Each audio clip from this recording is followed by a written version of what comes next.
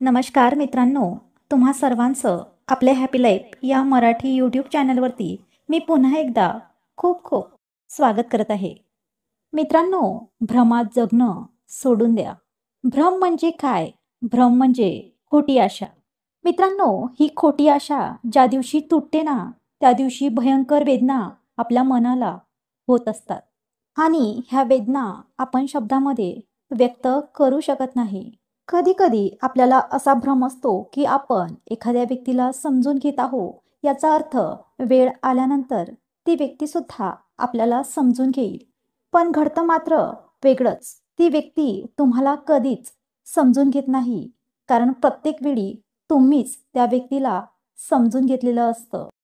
समोरच्या व्यक्तीला दुःख तोपर्यंत कळत नाही, जोपर्यंत तिला खरोखर दुःख होत नाही. स्वतःचं दुःख कधीच दुसऱ्याकडे बोलून दाखवू नका. कारण या जगात तुमच्या दुःखावर लावण्यासाठी मलम हा प्रत्येकाकडे नसतो, पण मीठ मात्र प्रत्येकाच्या घरात असतं. म्हणून स्वतःच्या भावना स्वतःपर्यंत कायम ठेवा. कितीही जवळची एखादी व्यक्ती असेल तरीसुद्धा ती व्यक्ती तुम्हाला कधीच समजून घेत नाही. तुम्ही त्या व्यक्तीला कितीही सांगितलं की तुमची काहीच चूक नाही, तरी पण ती व्यक्ती तुम्हालाच चुकीचं समजू लागते. राकेश आणि राधिकाचं लग्न होऊन फक्त 2च महिने झाले होते आणि राकेश सतत तिच्या माहेरच्या लोकांवरून तिला बोलत होता. तरीसुद्धा राधिका हे सर्व सहन करत होती. तिला असं वाटत होतं की राकेश एक दिवस तिला नक्कीच समजून घेईल. असं करता करता पूर्णपणे 1 वर्ष निघून गेलं आणि राधिका एका बाळाची आई झाली. राधिका एका बाळाची आई झाली तरीसुद्धा राकेशमध्ये कुठलाच बदल झाला नव्हता. तो नेहमी तिला तिच्या माहेरच्या माणसांना चिडवत होता. राधिकाला असा भ्रम होता की हे आपली गंमत करत आहेत. पण तो राधिकाचा भ्रम होता. राकेश गंमत नाही तर गमतीच्या आडून राधिकाची खिल्ली उडवत होता. नेहमीचं राकेशचं वागणं राधिकाला आता त्रास देऊ लागलं होतं. राधिका राकेशच्या वागण्याला खूप जास्त कंटाळली होती. एके दिवशी राधिका राकेशला सहज म्हणाली, तुम्ही माझ्या माहेरच्या माणसांना इतकं वाईट साईट का बोलता? पूर्णपणे 1.5 वर्ष झालं आहे आणि मी आजपर्यंत तुमच्या घरातील कोणत्याही माणसाला चुकीचं आजपर्यंत बोलले नाही. याचा अर्थ असा नाही की मला बोलता येत नाही. याचा अर्थ असा होत नाही की मला कुठल्याच व्यक्तीचा त्रास होत नाही. हे ऐकून राकेश म्हणाला, जर तुला माझ्या घरी इतका सर्व त्रास होतो तर इथे राहते कशाला? निघ घराच्या बाहेर. हे ऐकताच राधिकाच्या डोळ्यामध्ये पाणी आलं आणि ती रडू लागली. राकेश तिच्यासोबत काही न बोलता कामावरती निघून गेला. राधिकाने सर्व आवरलं आणि स्वतःची बॅग भरून स्वतःच्या मुलाला कडेवर घेऊन माहेरी निघाली. तिला असं वाटत होतं की आपण माहेरी जाऊ आणि मग आपले मिस्टर आपल्याला घ्यायला नक्कीच येतील. पण हा राधिकाचा भ्रम होता. राकेश कधीच तिला घ्यायला गेला नाही.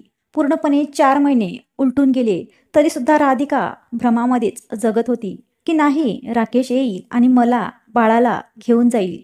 शेवटी एके दिवशी राकेशने घटस्फोटाची नोटीस पाठवली. हे ऐकताच राधिकाच्या पायाखालची जमीन सरकली. मित्रांनो, राधिकाचा भ्रम हा खोटा होता. राधिकाला सतत वाटायचं की राकेश तिला घ्यायला येईल, पण राकेशला राधिका पसंतच नव्हती. म्हणून तो कधीच तिला घ्यायला गेला नाही. शेवटी त्या दोघांचा तलाक झाला.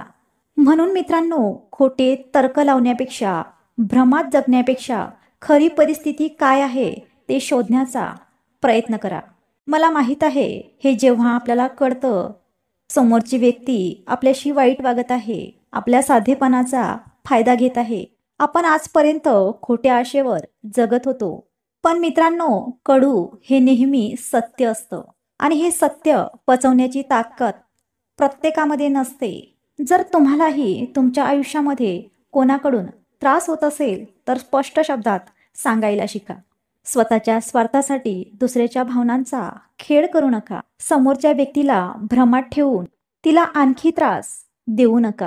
मित्रांनो, जी माणसं तुमची आणि तुमच्या माणसांची किंमत करत नाहीत ती लोक तुमची इज्जत कधीच करणार नाहीत.